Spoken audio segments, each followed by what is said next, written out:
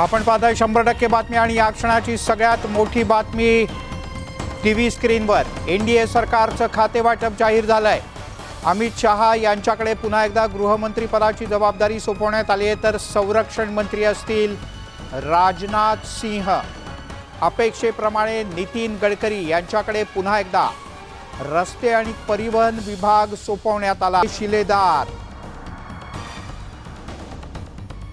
या क्षणाची सगळ्यात मोठी बातमी, अखेर एनडीए सरकारचं खातेवाटप जाहीर झालंय। अमित शहा यांच्याकडे पुन्हा एकदा गृहमंत्री पदाची जबाबदारी सोपवण्यात आली आहे, तर संरक्षण मंत्री असतील पुन्हा एकदा राजनाथ सिंह। आणखीन एक महत्त्वाचं खातं, रोड ट्रान्सपोर्टमध्ये नितीन गडकरी यांना 2 सहकारी मिळाले आहेत। अजय टामटा आणि हर्ष मल्होत्रा हे 2 राज्यमंत्री असतील नितीन गडकरी यांच्यासोबत। एनडीए सरकारचं खातेवाटप जाहीर झालंय। अमित शहा यांच्याकडे गृहमंत्री पदाची जबाबदारी सोपवण्यात आली आहे, तर राजनाथ सिंह पुन्हा एकदा या देशाचे संरक्षण मंत्री असतील। नितीन गडकरी रस्ते आणि परिवहन विभाग त्यांच्याकडे सुपूर्द करण्यात आला आहे।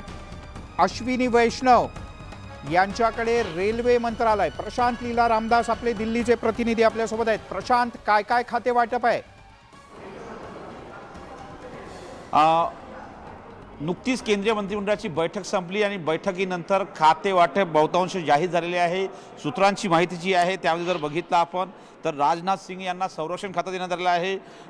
अमित शहा यांच्याकडे पुन्हा एकदा गृह खातं देण्याची चर्चा आहे, त्याबद्दल माहिती मिळते। नितीन गडकरी यांना परिवहन आणि रस्ते हा विभाग देण्यात आलेला आहे।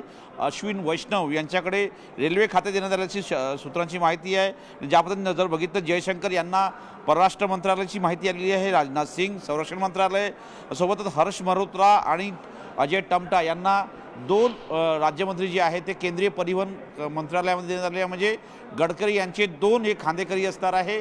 आणि आता पुन्हा एकदा देशात असं म्हणता येईल की गडकरी पुन्हा एकदा रोडकरी होण्याची चर्चा सुरू झाली आहे। दिशी सूत्रांची माहिती आहे। थोड्याच वेळात अधिकारिक रोजामध्ये निश्चितपणे पंतप्रधान कार्यालयाच्या वतीने यादी जाहीर करण्यात येईल, संपूर्ण जे मंत्रिमंडळ आहे त्या सगळ्या संदर्भातली। स्टुडिओ महाराष्ट्रातल्या मंत्र्यांच्याकडे काय खाती आहेत? एक तर कळलं नितीन गडकरी यांच्याकडे पुन्हा एकदा परिवहन आणि रस्ते, पण पियुष गोयल यांच्याकडे कुठलं खातं असेल? पियुष गोयल यांच्या संदर्भातली अजून सूत्रांची माहिती आहे की त्यांना वाणिज्य किंवा अर्थ या दोघांपैकी एक मंत्रालय मिळण्याची शक्यता व्यक्त केली जात आहे।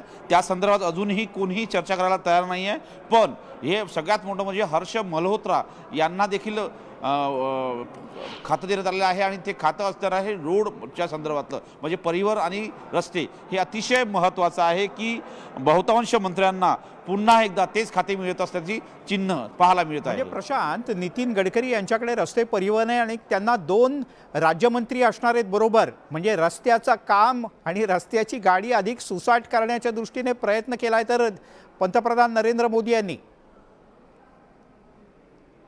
बरोबर आहे, पंतप्रधान नरेंद्र मोदी यांनी रस्ते व परिवहन खात्यासोबत 2 राज्यमंत्री त्यांना अजय टामटा आणि मल्होत्रा या दोघांना देण्यासंदर्भातली चर्चा जी सूत्रांची माहिती होती की यांना देण्यात येईल, त्या जवळपास त्याच्यावरती शिक्कामोर्तब होताना पाहायला मिळतंय।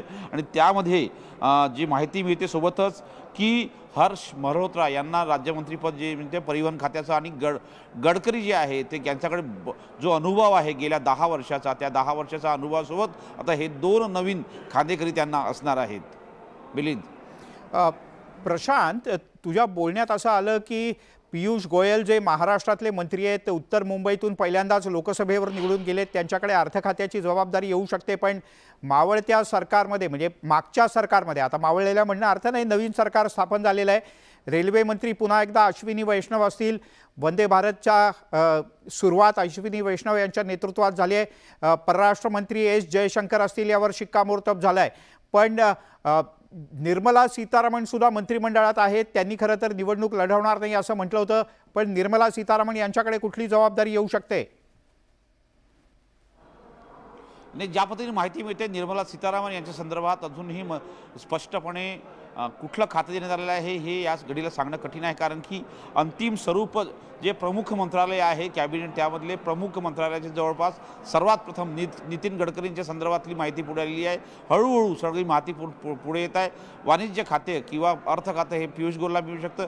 समजा पियुष गोयल यांना जर अर्थ मंत्रालय मिळालं तर निश्चितपणे निर्मला सीतारामन यांना निश्चितपणे जर बघितलं आपण तर त्यांना वाणिज्य खातं मिळू शकतं अशी चर्चा आहे. त्यामुळे हे अत्यंत महत्त्वाचं आहे की या घडीला की त्यांना ज्या पद्धतीने माहिती मिळते की त्यांना निश्चितपणे कुठलं खातं मिळतं हे पाहणं अतिशय महत्त्वाचं आहे. थोड्याच वेळात याची औपचारिकरित्या घोषणा करण्यात येण्याची माहिती पुढे आलेली आहे.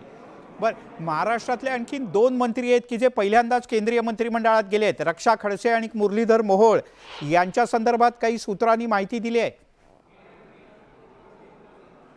या संदर्भात चर्चा अशी आहे की महिला बालकल्याण संदर्भात रक्षा खडसे आणि ग्रामीण विकास या संदर्भातली चर्चा सुरू आहे. सोबतच मुरली मोहोळ जो आहे त्यांच्या संदर्भात संरक्षण खातं देण्याची देखील चर्चा आहे. त्यामुळे निश्चितपणे ज्या चर्चा आहेत त्या चर्चा थोड्याच वेळात संपणार आणि औपचारिकरित्या घोषणा करण्यात येईल की साधारणतः त्यांना कुठले मंत्रालय मिळते. कारण की याच साधारणतः फक्त या सगळ्यांमध्ये सूत्रांची हे कन्फर्मेशन पक्क सांगितलं आहे की नितीन गडकरी यांना रस्ते व परिवहन हेच खातं अतिशय पद्धतीने मिळतं आहे.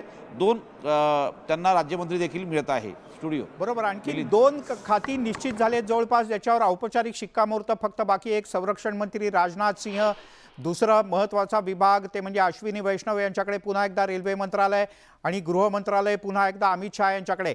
पण प्रशांत, या केंद्रीय मंत्रिमंडळातलं आणखीन एक मोठं वजनदार नाव की जे पहिल्या रांगेत बसले होते नरेंद्र मोदी यांच्यापासून हार्डली 3ऱ्या-4थ्या सीटवर जागेवर, ते म्हणजे JP नड्डा, जे भाजपचे मावळते अध्यक्ष आहेत भारतीय जनता पक्षाचे.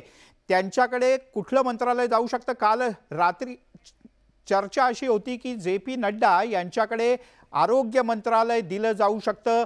यापूर्वीचा त्यांचा या क्षेत्रातला थोडासा अनुभव आहे आणि त्यामुळे त्यांना आरोग्य